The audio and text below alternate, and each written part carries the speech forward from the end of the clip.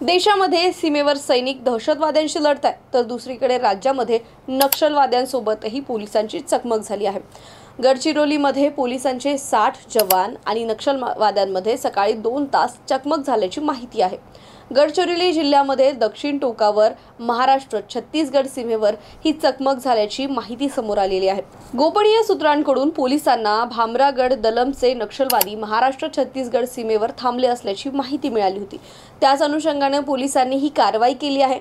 2 तास चाललेल्या या चकमकीमध्ये जवानांनी नक्षलवाद्यांच्या गोळीबाराला चांगलंच प्रत्युत्तर दिले आणि त्यांना पळवूनही लावलं आहे। काही नक्षलवादी जखमी झाले आणि त्यांना सोबतचे नक्षलवादी घेऊन गेल्याची शक्यताही नाकारता येत नाही। पोलिसांनी घटनास्थळी जाऊन मोठ्या प्रमाणात जिवंत कारतूस, 2 बंदुकी आणि इतर भरपूर साहित्य जमा केलं आहे आणि नक्षलवाद्यांचे कॅम्पही यावेळी नष्ट करण्यात आलेले आहे। त्यामुळे आता त्या परिसरामध्ये सतर्कतेचा इशाराही देण्यात आलेला आहे।